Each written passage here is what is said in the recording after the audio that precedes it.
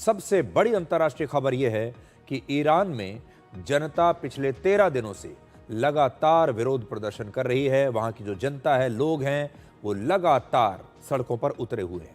गुरुवार यानी 8 जनवरी को प्रदर्शनकारियों ने सरकारी इमारतों और बसों में आग लगा दी और ईरान के सुप्रीम लीडर 86 वर्ष के अयतुल्ला अली खमेनी के खिलाफ नारेबाजी की। ईरान की राजधानी तेहरान में सड़कों पर लोगों की भीड़ एक ही नारा लगा रही है और यह नारा है डेथ टू द डिक्टेटर, यानी तानाशाह मुर्दाबाद। और ये नारे खमेनी के खिलाफ लगाए जा रहे हैं। तो जब आप तस्वीरें देखेंगे तो आपको समझ में आएगा कि ईरान में अब खमेनी के खिलाफ एक बहुत ज़बरदस्त माहौल पैदा हो गया है। सबसे पहले आप देखिए कि वहाँ की जनता क्या नारे लगा रही है और फिर हम ईरान के प्रदर्शनकारियों की मन की बात आपके लिए डिकोड करेंगे।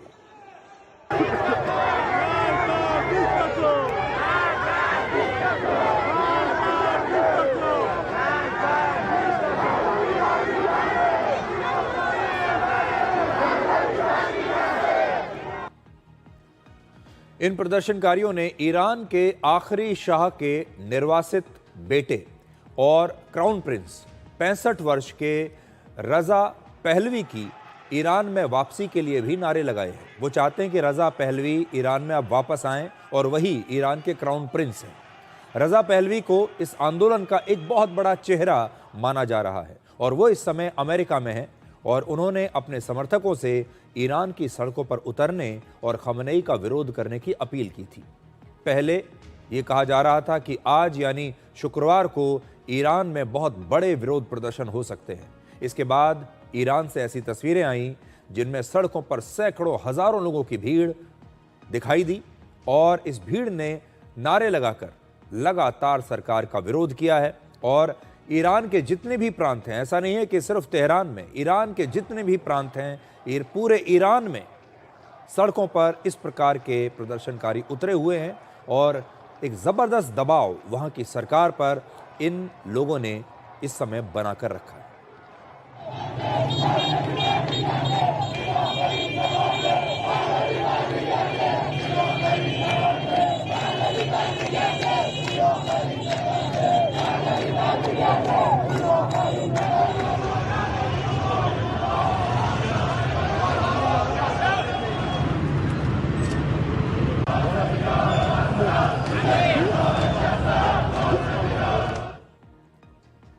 इसके बाद 8 जनवरी को पूरे ईरान में इंटरनेट और टेलीफोन की सर्विसेज को बंद कर दिया गया और वहां करीब 18 घंटों तक एक प्रकार का डिजिटल ब्लैकआउट रहा। और ये इसलिए किया गया ताकि ईरान में जो ये विरोध प्रदर्शन हो रहे हैं ये सोशल मीडिया तक ना पहुंचे, ये दुनिया तक ना पहुंचे और पूरी दुनिया जो है ईरान से कट जाए, किसी को पता ही ना चले कि ईरान में इस समय हो क्या रहा है। आज दोपहर को वहाँ इंटरनेट की सर्विस दोबारा से शुरू की गई है, लेकिन इसकी स्पीड बहुत ही धीमी कर दी गई है और टेलीफोन की सर्विस अभी तक वहां पर शुरू नहीं की गई है। तो स्पीड इसलिए धीमी कर दी गई है ताकि कोई भी व्यक्ति वहां से कोई वीडियो सोशल मीडिया पर अपलोड ना कर सके, सोशल मीडिया पर कोई वीडियो वहां से बाहर ना आए। यानी ईरान में इस समय क्या हो रहा है इसकी स्पष्ट जानकारी किसी को नहीं मिल पा रही और वहां के करीब 8.5 करोड़ लोग पूरी दुनिया से एक प्रकार से कटे हुए हैं। आज ईरान के दूसरे सबसे बड़े शहर में भी लाखों लोग सड़कों पर उतर आए हैं और इस शहर का नाम है मशहद और यहाँ शिया मुसलमानों का एक बहुत बड़ा तीर्थ स्थल है। इन प्रदर्शनों की वजह से ईरान की आर्थिक जो बदहाली है वो इसकी एक बहुत बड़ी वजह है। ये सारे लोग जो उतर कर आ रहे हैं, कट्टरवाद तो एक वजह है ही, जो इस समय की सरकार है उसके कट्टरवाद के खिलाफ तो बहुत पहले से प्रदर्शन चल रहे हैं, लेकिन इस बार जो विरोध प्रदर्शन हुए हैं, लोगों का ये जो गुस्सा है, इसकी वजह है ईरान की आर्थिक बदहाली। ये आंदोलन ईरान के सभी 31 प्रांत और 100 से ज़्यादा शहरों में अभी फैल चुका है और सब लोगों को जो नाराज़गी है वो ये है कि इस समय ईरान की जो अर्थव्यवस्था है वो बहुत ख़राब हो चुकी है, लोगों के जीवन पर उसका बहुत गहरा असर पड़ रहा है, महंगाई ज़बरदस्त है और वर्ष 2022 के बाद इसे ईरान में अब तक का सबसे हिंसक और सबसे बड़ा विरोध प्रदर्शन बताया गया है। अब तक इसमें 34 प्रदर्शनकारी और 4 सुरक्षाकर्मी मारे गए हैं और 2200 से ज़्यादा लोगों को अब तक वहाँ की सरकार गिरफ्तार कर चुकी है। हालांकि जो पश्चिमी देशों का मीडिया है उसके मुताबिक मरने वालों की संख्या इससे कहीं ज़्यादा है और ईरान की सरकार और पुलिस मरने वालों की ठीक संख्या अभी बता नहीं रही है। अमेरिका के राष्ट्रपति डोनाल्ड ट्रंप ने एक बार फिर से ईरान पर एक्शन लेने की धमकी दी है और कहा है कि ईरान की जनता सत्ता परिवर्तन चाहती है और अमेरिका लगातार ये जो बयान है इस प्रकार के वो देता जा रहा है कि हम इन प्रदर्शनकारियों के साथ हैं। आज दुबई और तुर्की से ईरान जाने वाली 34 फ्लाइट्स को रद्द कर दिया गया। तो आप इससे अंदाज़ा लगा सकते हैं कि एक के बाद एक जब फ्लाइट्स रद्द हो रही हैं दूसरे देशों से आने वाली, तो इसका मतलब उस देश के हालात ठीक नहीं हैं। ईरान में अब हालात कंट्रोल से बाहर हो रहे हैं। वहाँ की सरकार इस आंदोलन को रोकने की जितनी कोशिश कर रही है, यह आंदोलन उतना ही उग्र होता जा रहा है और ऐसा लग रहा है कि यह सिर्फ एक विरोध प्रदर्शन नहीं है, बल्कि ईरान में सत्ता परिवर्तन का काउंटडाउन शायद शुरू हो चुका है।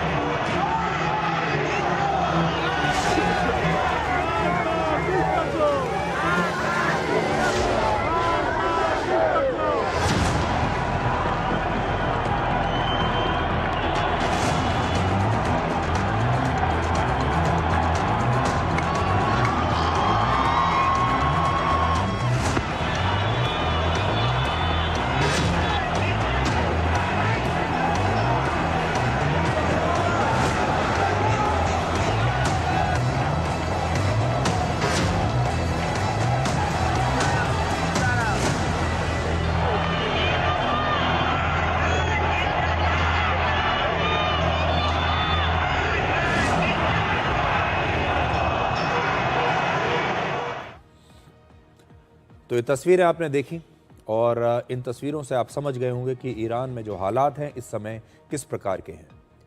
इन हालात के बीच आज ईरान के सुप्रीम लीडर खमेनी ने तेहरान में अपने समर्थकों को संबोधित किया और जब वो ये भाषण दे रहे थे तो इस भाषण को वहाँ के नेशनल टीवी पर प्रसारित किया गया और खमेनी ने आज अपने लोगों को संबोधित करने की कोशिश की है।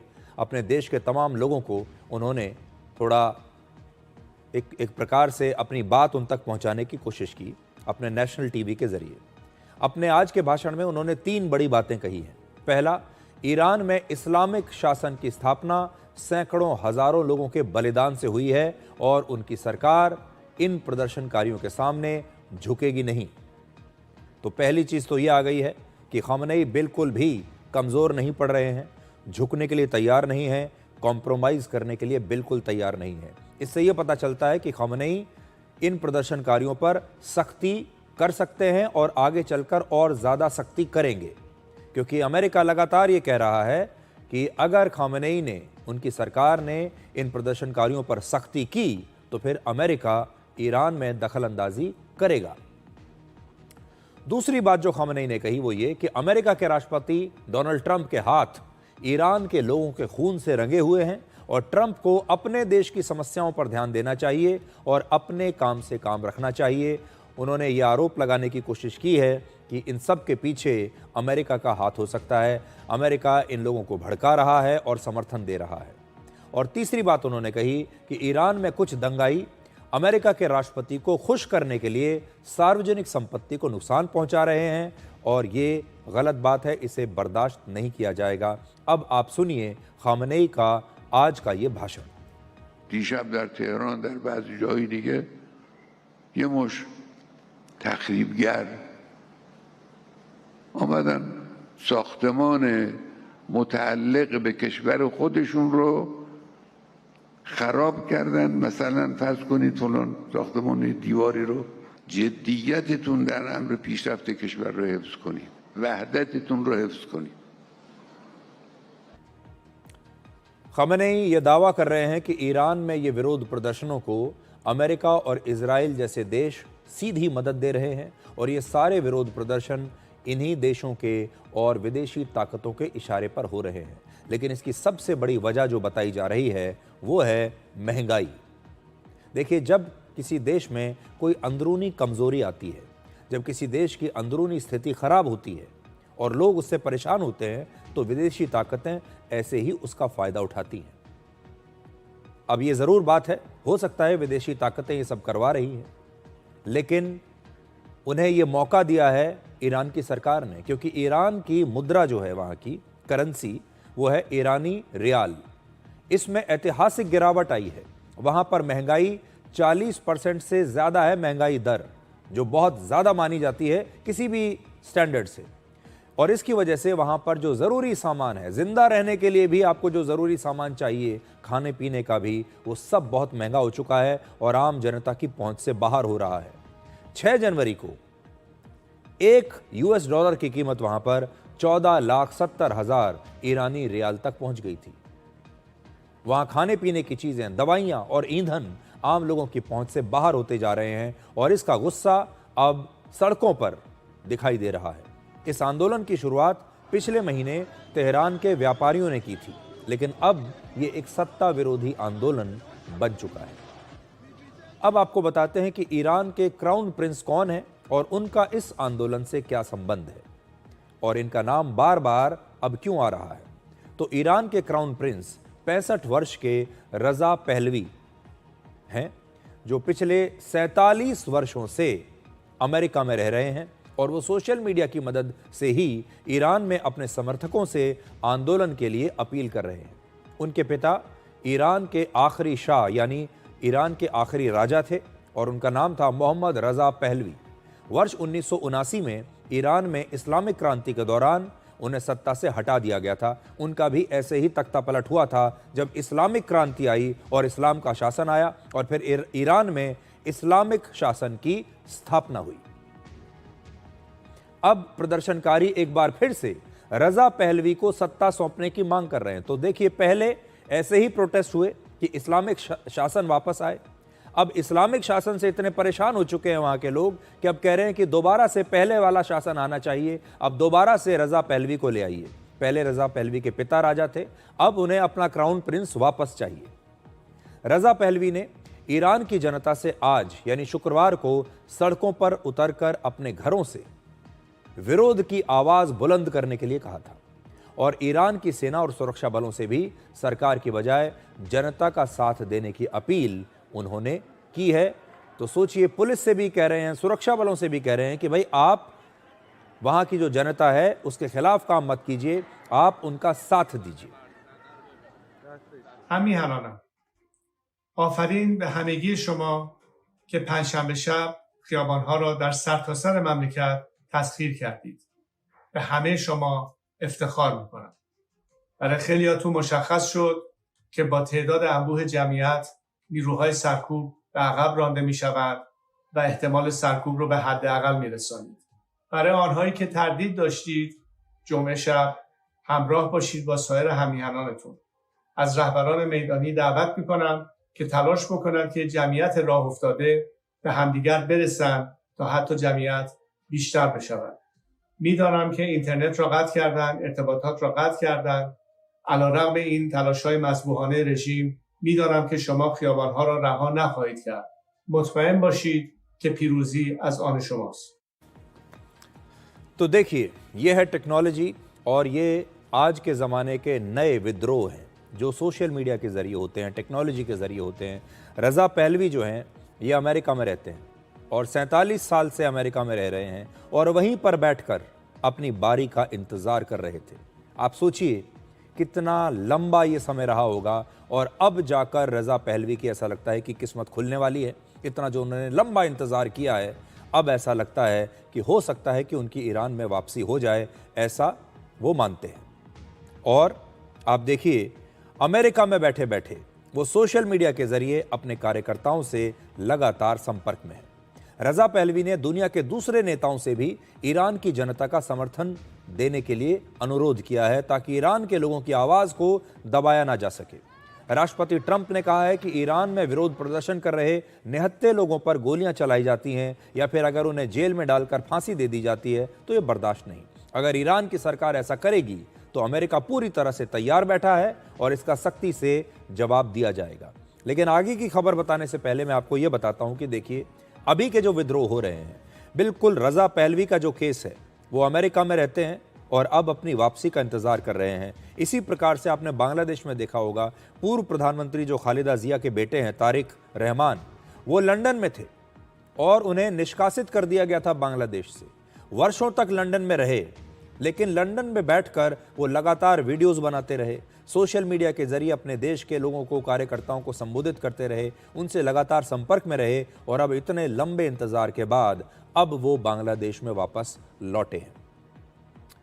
तो जो सोशल मीडिया आया है, इसका राजनीति में कैसे प्रयोग हो रहा है? पहले ये सब नहीं होता था। अगर एक बार किसी को निष्कासित कर दिया तो उसके पास कोई जरिया ही नहीं था कि वो उस देश की राजनीति में सक्रिय रह सके। लेकिन अब ऐसा हो रहा है। ईरान में भी ऐसा हो रहा है, बांग्लादेश में भी हो रहा है और दूसरे देशों में भी। आपको याद होगा, पिछले हफ्ते अमेरिका ने वेनेजुएला पर हमला करके वहां के राष्ट्रपति निकोलस मदुरो को गिरफ्तार कर लिया था। अमेरिका की सरकार लगातार ईरान के प्रदर्शनकारियों का भी साथ दे रही है और हो सकता है कि आने वाले दिनों में अमेरिका ईरान में भी अपना ऐसा ही कोई ऑपरेशन शुरू कर दे, जैसा कि अमेरिका ने वेनेजुएला में किया था। Well, look, we certainly stand by anybody who's engaged in peaceful protest, anybody who's trying to exert their rights for free association and to have their voices heard. तो America पूरी तरीके से Iran में जो विद्रोही हैं, प्रदर्शनकारी हैं, उनके साथ है। ईरान में पिछले 27 वर्षों में 5 बार बड़े आंदोलन हो चुके हैं इस प्रकार के, यानी ये कोई पहला मौका नहीं है। वर्ष 1999 में मीडिया और प्रेस की आज़ादी के लिए वहां के युवाओं ने आंदोलन किया था। फिर 2009 में राष्ट्रपति के चुनाव में धांधली के आरोपों के बाद लाखों लोग सड़कों पर उतर आए थे। 2019 में पेट्रोल और डीजल की कीमतें बढ़ने के खिलाफ एक बहुत बड़ा आंदोलन हुआ था और फिर 2022 में महिलाओं की आज़ादी के लिए ईरान की महिलाओं और युवाओं ने अपनी ही सरकार का विरोध किया था। आपको याद होगा, महिलाएं ये मांग कर रही थीं कि अब वो बुर्के और हिजाब से बाहर आना चाहती हैं और उस समय वहां की कट्टरपंथी सरकार के खिलाफ आंदोलन चल रहे थे, महिलाओं की आज़ादी के लिए आंदोलन हुए थे। और अब 2026 में महंगाई और आर्थिक संकट की वजह से वहां की जनता सड़कों पर उतर आई है। हर बार आंदोलन एक अलग मुद्दे से शुरू हुआ, लेकिन वजह सिर्फ एक थी और वो है वहां के लोगों की सिस्टम से निराशा, वहां की व्यवस्था से निराशा। चाहे वो रीति रिवाजों के मामले में हो, चाहे वो महंगाई के मामले में हो या कोई और मामला हो, लोग वहां के निराश हैं। पश्चिमी मीडिया के मुताबिक अगर ईरान में आंदोलन बहुत ज्यादा तेज हो गए तो वहां के सुप्रीम लीडर अयतुल्ला खौमेनी और उनके बेटे रशिया भाग सकते हैं। रशिया के साथ ईरान के रणनीतिक रिश्ते बहुत अच्छे रहे हैं और इसलिए रशिया को खौमेनी का एक संभावित भविष्य का ठिकाना माना जा रहा है। और ऐसा कहा जा रहा है कि अगर स्थिति वहां कंट्रोल से बाहर हो गई और खौमेनी को यह लगा कि अब उनके और उनके परिवार के लिए यहां रहना खतरे से खाली नहीं है, तो उन्हें यह देश छोड़कर भागना पड़ सकता है